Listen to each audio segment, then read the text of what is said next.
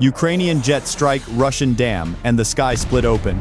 At 16:30 hours, a MiG-29 thundered across eastern Donetsk at 150 meters, closing in on a target Moscow believed untouchable. A concrete dam now carrying more than 300 Russian supply trucks every day. The first blast came not from artillery or drones, but from a single precision strike that hit the upper spillway at over 300 meters per second, sending a plume of water and shattered concrete rising nearly 60 meters into the air. Sensors along the river registered a pressure spike of 280,000 pounds per square inches, enough force to tear open infrastructure built to survive natural disasters. In less than 12 seconds, the flow reversed, convoys halted, and the calm river valley transformed into a corridor of chaos. Before we dive deeper, if you saw a lone jet diving toward a fortified dam under 3 radar systems, would you believe it could survive the approach? Tell me your first thought below. 16:24 hours. A pale copper haze hung over eastern Donetsk, stretched thin across 40 kilometers of broken river terrain. Beneath it, a Ukrainian MiG-29 carved its way along the waterline at 140 meters, moving so fast that every second carried it 240 meters deeper into danger. The jet wasn't flying, it was threading a needle through a valley barely 700 meters wide, where one wrong correction would erase everything in an instant. For 12 minutes and 40 seconds, the terrain had masked him perfectly. The Dnepr River cut a depression of 40 to 60 meters below the surrounding ridges, giving the aircraft a corridor just narrow enough to hide its radar cross-section. His heat signature blended into the cold basin air, sitting stubbornly at 3 degrees Celsius. Then the cockpit changed. His SPO-15 erupted in a spike, so sharp it felt like an alarm drilled directly into his spine. 4 new strobes appeared tighter, faster, closer. Not casual search sweeps, but the rapid, rhythmic pulses of systems preparing for a firing solution. Far beyond the ridgelines, Russian operators were locking in. The S-300 PMU-2, upgraded only 9 days earlier, had tagged him at 41 kilometers. A Tor M2K, positioned 8 kilometers south of the river bend, was spooling up its command guidance link. And to the east, a Buk MS battery, sitting on elevated ground at 270 meters, shifted its radar into high-precision mode. 3 systems, 3 geometries. 1 pilot sitting inside overlapping kill zones. Through the HUD, the valley ahead widened to a flat expanse, stretching 9.3 kilometers, a dead straight runway of open air, with no cover, no shadows, no second chances. Locals called it the empty plain. Pilots called it something else, the place where survival becomes math. He steadied his breath. The valley had carried him this far. But beyond this line, numbers would decide everything. 16:26 hours. 2 minutes after clearing the last bend of the valley, the MiG-29 crossed an invisible boundary, the point where terrain ended and mathematics began. The open plain stretched 9.3 kilometers ahead, flat enough that even a mistake measured in half a second could define the entire mission. The SPO-15 confirmed what his instincts already knew. The radars weren't searching anymore, they were hunting. A new tone bled into his headset, faster, tighter, like a heartbeat losing patience. The S-300 PMU-2 to the northeast had shortened its sweep interval to 0.8 seconds, meaning its computer was refining a firing track. The Tor M2K to the south pushed its own radar into high-frequency mode, pulsing every 1/10 of a second. And the Buk MS on elevated ground began feeding its fire control unit updated coordinates at 16 updates per second. 3 systems, 3 disciplines. 1 aircraft flying at 914 kilometers per hour with barely 58 seconds until total exposure. Through the canopy, the terrain changed texture. Shadows vanished. The ground below turned from broken river stones to smooth farmland, perfect for agriculture, catastrophic for aviation. And this is where I want you to imagine something. If you were sitting in that cockpit 1 minute from radar dominance, 40 kilometers from home, and seconds away from becoming the center of 3 overlapping engagement zones, would you climb for a clean strike, or stay low, and gamble everything on terrain that no longer existed? Tell me your answer below. Because the pilot had only one, he pushed the throttles a fraction forward, not enough to flare on satellite sensors, but enough to buy 3 extra seconds before the next chapter began, the moment every radar in eastern Donetsk would stop searching and start firing. 16:27 hours. The first warning wasn't visual, it was rhythmic. A rising, compressed oscillation through the cockpit that told the pilot eastern Donetsk had stopped observing and begun deciding. The MiG-29's SPO-15 shifted from measured pulses to a dense, overlapping wall of tone. 3 emitters were now painting him with enough precision to calculate impact geometry. The S-300PMU-2 locked first. Its fire control radar narrowed to a 0.6-degree beam, pushing energy into a corridor barely 500 meters wide at his altitude. At 39 kilometers, the system had enough data to predict his trajectory within a margin of 12 meters. The Buk MS followed, sweeping from the east with angular updates every 60 milliseconds, its onboard computer modeling his velocity vector at 918 kilometers per hour with frightening accuracy. From the southern tree line, the Tor M2K's phased array antenna pivoted sharply, a sign its command guidance link had reached firing readiness. The open plain offered nothing in return. No ridges, no depressions, not even a scattering of tree clusters that might distort radar. Only 9 kilometers of exposed farmland, flat enough that the ground itself became a perfect reflective plate. The pilot adjusted a single degree, left a correction so small it didn't alter his course, but reduced his radar cross-section by 3%. At these distances, 3% could mean a second of uncertainty. A second could mean survival. The drone feed flickered onto his display.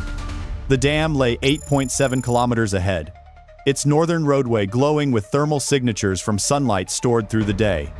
Supply trucks were queued on both sides, the line stretching nearly 200 meters, a column that could move at any moment, erasing the window for a clean strike. Behind him, the S-300's computer finalized its firing vector. Reaction time: 7.4 seconds. Missile flight time to intercept: 34 seconds. The numbers began to stack, one after the other, forming a shape no pilot wanted to see: a narrowing funnel. He steadied his breathing and dropped the jet to 120 meters, shaving a sliver of ground clutter onto the radar screens.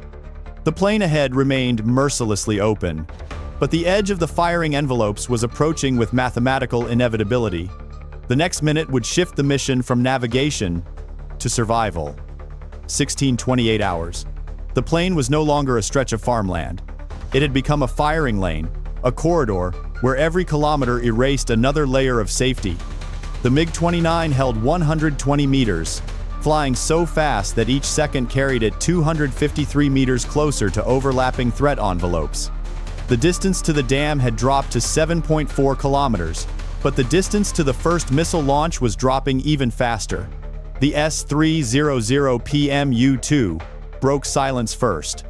Its fire control radar, already locked with a 0.6-degree cone, intensified to full-power tracking mode.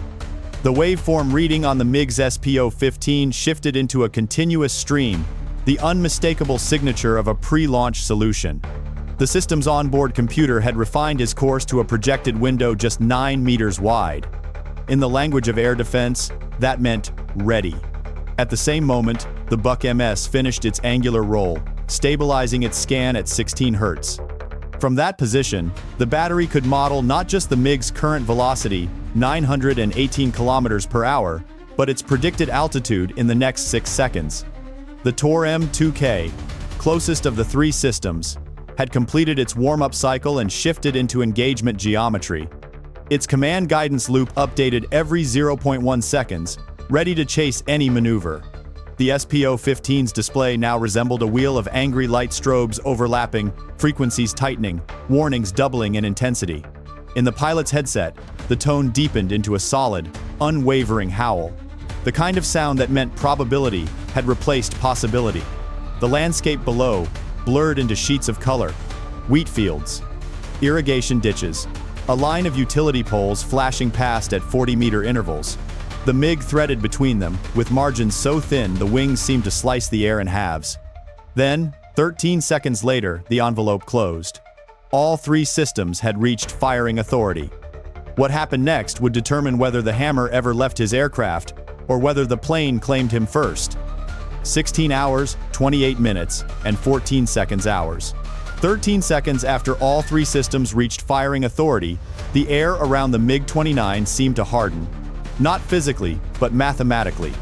Every radar beam striking the jet was now feeding fire control computers that updated calculations faster than a human heartbeat. The S-300 PMU-2 alone processed 4,200 prediction cycles per minute, refining altitude, speed, and angle, until the MiG's future position narrowed to a digital thread. At 6.1 kilometers from the dam, the pilot felt the shift in his controls before he saw it. The SPO-15's central indicator flickered into a pattern he knew by instinct: rapid pulses with no interval. That was the precursor to lock persistence, a stage where backing out was no longer an option. The Buk MS updated its firing geometry with a velocity measurement of 922 kilometers per hour, factoring in ground slope, thermal distortion, and even the humidity layer sitting at 27% above the plane. Within its targeting computer, three intercept solutions overlapped into a single trajectory no wider than 11 meters. The Tor M2K contributed a different kind of pressure. Its radar tracked both target and hypothetical missile paths simultaneously, running corrections every 0.08 seconds. From its perspective, the MiG was already inside a tightening bracket, the kind of zone where a turn of even 4 degrees could be the difference between escape and a radar screen fading to static. The landscape blurred into geometric shapes: field lines, drainage grids, road cuts, all of them whipping beneath the cockpit at over 250 meters per second. The jet's vibrations intensified as the altitude dropped to 110 meters, shaving fractions of visibility from the radars hunting him. The pilot slid his left hand across the countermeasures panel. Not to deploy yet, but to prepare. Because the next chapter wouldn't be about tracking, it would be about breaking everything that was tracking him. 16 hours, 28 minutes, and 21 seconds hours. 7 seconds after the sky turned into a lattice of firing solutions, the first system committed. The MiG-29's SPO-15 let out a sound that didn't rise. It flattened, turning into a continuous metallic pressure that washed through the cockpit like a physical weight. That was the signature of a hard lock. Not searching, not predicting, finalizing. The S-300 PMU-2 struck first. Its antenna shifted into a micro-tracking cycle, condensing its beam to a footprint barely 420 meters wide at the MiG's altitude. Pulse repetition jumped to 510 Hz, enough to redraw the aircraft's projected flight path every 0.002 seconds. Inside the system's fire control computer, the MiG's future position had been reduced to a moving dot with a tolerance of 9 meters. The Buk MS was only seconds behind. Its angular measurement rate spiked to 18 Hz, allowing it to model the MiG's vertical oscillation, the natural rise and fall produced by low-altitude turbulence, with a precision of 0.4 meters. That data made the Buk deadly. It could anticipate not just where the aircraft was, but where its next vibration cycle would put it. But the most immediate threat was the Tor M2K. At only 7.2 kilometers south, its radar return was brutally strong. The command guidance link updated at 0.07-second intervals, meaning the system could steer a missile with the same fluidity as a human adjusting a joystick. Terrain, angle, cloud scattering, none of it mattered. If the Tor fired now, it would chase him until one of them stopped moving. The plane ahead remained flat, offering no shadows to disappear into. Altitude, 105 meters. Distance to target, 5.4 kilometers. Time before first launch, less than 8 seconds. The pilot's right hand tightened on the stick.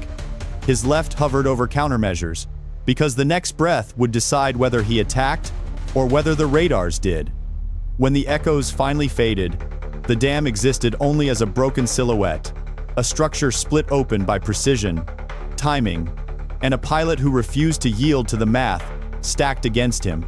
In under 60 seconds, a crossing point that once carried entire battalions collapsed into a torrent of water and fractured concrete.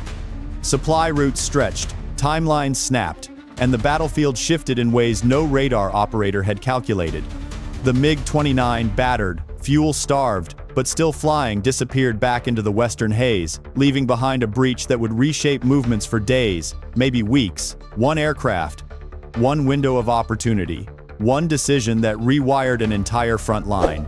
But here's the question that lingers long after the smoke settles.